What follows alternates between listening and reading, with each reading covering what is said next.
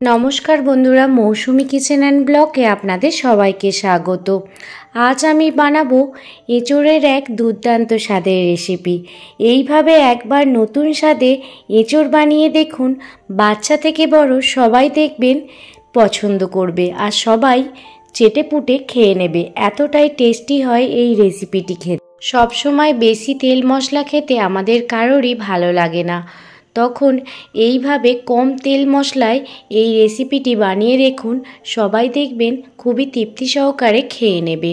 চলুন বন্ধুরা দেখে নিন আজকের রেসিপিটি বানানোর জন্য দেখুন আমি খুব সুন্দর একটি এঁচোড় নিয়ে নিয়েছি। আর এঁচোড়টা কতটা কচি আপনারা দেখে কিন্তু বুঝতেই পাচ্ছেন। প্রথমে এঁচোড়টা কেটে নেব। দেখুন এঁচোড়টা প্রথমে দু আধখানা করে নিয়েছি এবং দু আধখানা করার পর এইভাবে ছোট ছোট টুকরো করে নিচ্ছি এবং ছোট ছোট টুকরোগুলো একেবারে ডাইরেক্ট জলেতে দিয়ে দিচ্ছি, যাতে এঁচোড়ের ভিতর যে আঠাটা আছে সেই আঠাটা জলের মধ্যে ধুয়ে যায়। আর দেখুন এখানে আপনাদের হাতে তেল লাগাবারও প্রয়োজন নেই, আপনারা খুব সহজেই এঁচোড়ের খোসাগুলো খুব সুন্দরভাবে ছাড়িয়ে নিতে পারবেন। অনেক সময় এঁচোড় কাটার সময় হাতে তেল লাগালে কাটার সময় হাতটা পিছলে যেতে পারে, ফলে হাতটা কেটে যাওয়ার সম্ভাবনা থাকে। তো এইভাবে যদি আপনারা এঁচোড় কাটেন, আপনারাও খুব সুন্দরভাবে এঁচোড়গুলো কেটে ফেলতে পারবেন। আর মাঝের দেখবেন সাদা অংশটা আমি কিন্তু বাদ দিয়ে দিলাম। দেখুন এবার পছন্দ মতো সাইজ করে আপনারা এঁচোড়টা কেটে ফেলতে পারবেন। প্রথমে দেখুন এঁচোড়ের খোসাটা একটু মোটা, সেই জন্য একটু মোটা মোটাই কেটে নিতে হবে। আর মাঝের যে এই সাদা শিটটা আছে এটা বাদ দিয়ে দিতে হবে।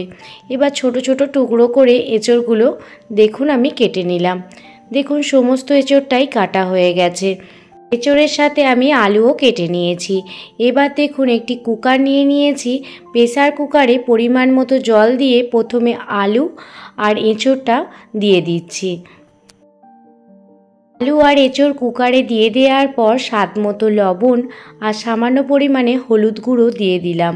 এবার প্রেসার কুকারের মুখ বন্ধ করে গ্যাসের ওভেন জ্বালিয়ে দুটো সিটি দিয়ে নেব। অন্যদিকে একটি স্পেশাল মশলা বানিয়ে নেব, তার জন্য গ্যাসের ওভেন জ্বালিয়ে কড়াই বসিয়ে দিয়েছি।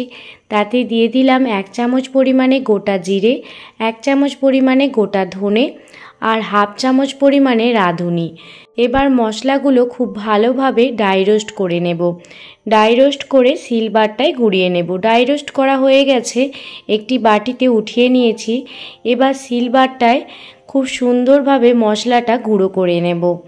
এঁচোড়ের এই নিরামিষ রেসিপিটি এতটাই টেস্টি হয়, এক থালা গরম ভাত কিংবা রুটি সবের সাথেই এই রেসিপিটি খেতে দুর্দান্ত লাগে।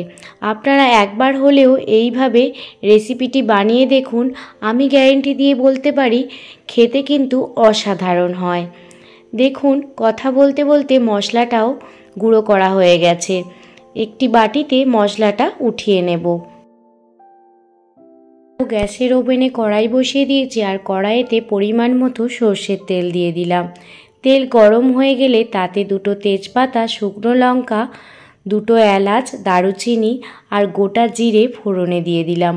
ফোড়নটা প্রথমে ভালোভাবে ভাজা হয়ে গেলে এর মধ্যে দুটো মিডিয়াম সাইজের টমেটো দিয়ে দিলাম। এবার টমেটোর মধ্যে 2 চামচ পরিমাণে আদা বাটা অ্যাড করে দিলাম। তার সাথে দিয়ে দিলাম 1.5 চামচ পরিমাণে হলুদ গুঁড়ো, 1 চামচ পরিমাণে কাশ্মীরি লাল লঙ্কার গুঁড়ো। এবার সমস্ত মশলা ভালোভাবে গ্যাসের ফ্লেম মিডিয়ামে রেখে কষিয়ে নেব।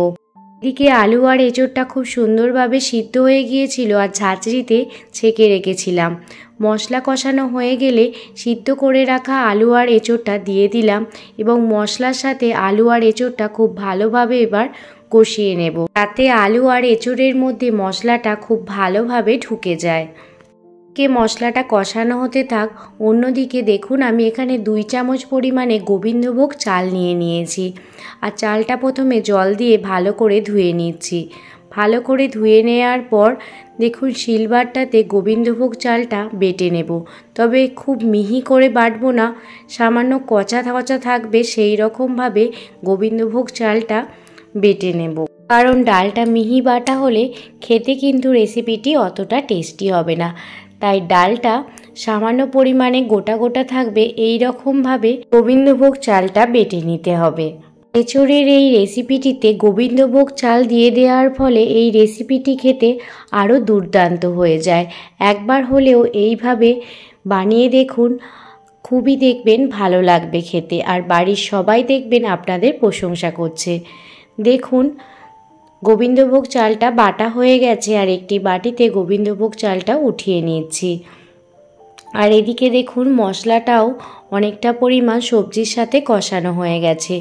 এই পর্যায়ে দিয়ে দিচ্ছি গোবিন্দভোগ চাল বাটা, আর এর সাথে দিয়ে দিচ্ছি স্বাদ মতো লবণ, আর স্বাদ ব্যালেন্সের জন্য সামান্য পরিমাণ চিনি। এবার সব কিছু ভালোভাবে এঁচোড় আর আলুর সাথে ভালোভাবে মিশিয়ে নিচ্ছি।